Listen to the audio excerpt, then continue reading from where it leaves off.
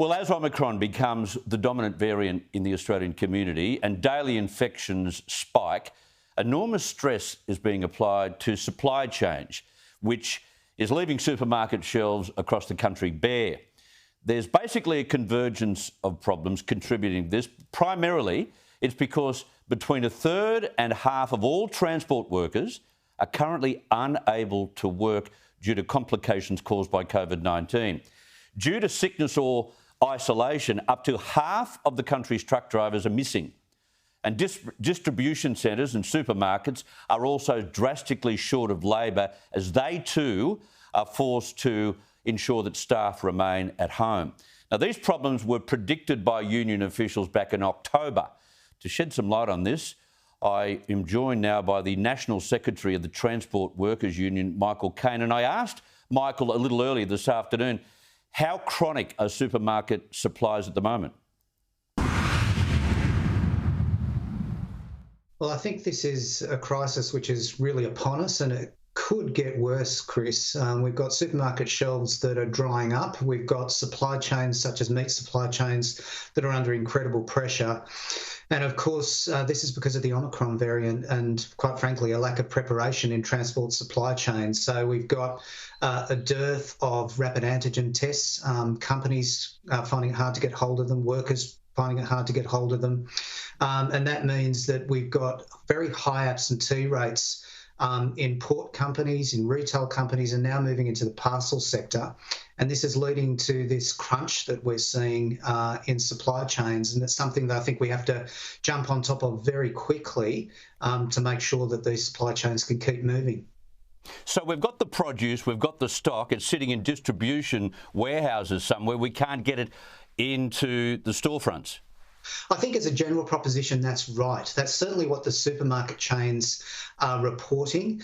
And what we're hearing too sits with that. That is from port operators who are saying that up to 20 to 50% of their workforce on any given day is unable to turn up for work. That's because some of them are positive or close contacts, but it's because some of them can't get access to testing. And we're starting to see that in the heart of retail supply chain transport companies as well. So, Chris, we did write to the Prime Minister back in October when Delta was at its zenith about real concerns on border crossings and saying that we needed to remove this PCR 7-day testing for transport workers and replace it with rapid antigen tests. And we said to the government then they needed to get an influx of rapid antigen tests so supply chains could keep moving. They failed to do that then. And of course, we're starting to reap the consequences of that for the community now, because we've got this choke point now where we've got masses of workers unable to attend for work. But Michael, to be fair to the government, the Prime Minister raised rapid antigen supply with National Cabinet in November, soon after those letters were sent to him. And it is the state's jurisdiction, is it not, to be in charge of testing?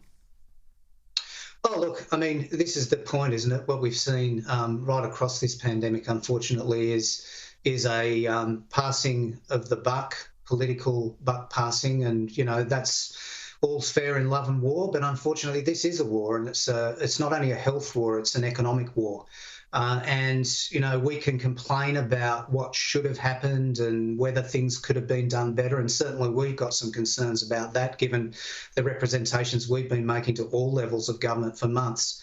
But really now we've got to focus on what needs to be done. And what needs to be done, because we have a current shortage of supply of rapid antigen tests, is we've got to prioritise key workers, health workers, of course.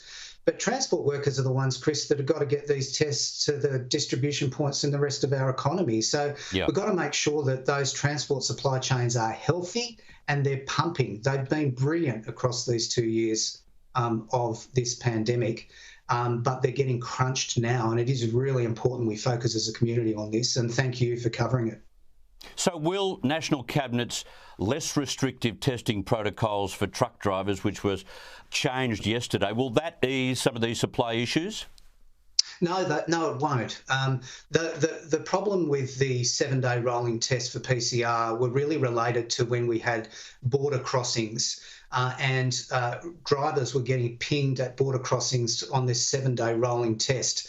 Now, the problem is, of course, that that doesn't exist anymore. What exists is a massive spread of the disease throughout supply chains, regardless of borders, right across states, right across the country. So state borders have become less important.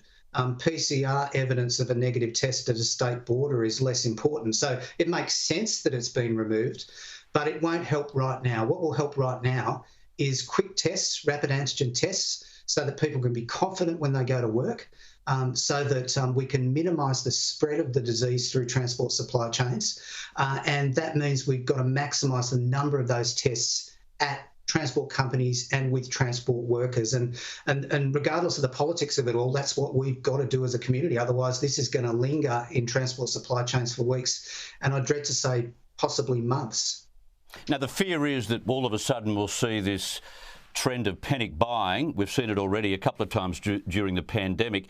Coles has moved to limit the purchase of a number of key product lines. Should the other shopping retailers do the same?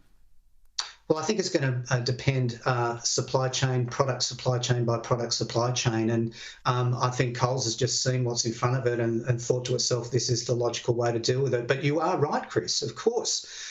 We saw this at the beginning of the pandemic. And we've seen it as we go through. Now, I think that our view, having looked at this over the last 4 or 5 days, is if we get rapid antigen tests now quickly over the next few days into transport companies and to transport workers, we can staunch this. We can get this back on track within a period of a week to 10 days, and that's what we need to do. The goods are there. They're ready to be transported to supermarket shelves. It's not as if they don't exist. And we've just got to make sure that connection is made. And the connection that will help do that the most is those really efficient and speedy tests and making them readily available. I think everyone is waiting for them to come on board as well, so we can actually move on with the next phase of this pandemic. Michael Kaine, thank you very much for your time. Thanks, Chris. Appreciate it.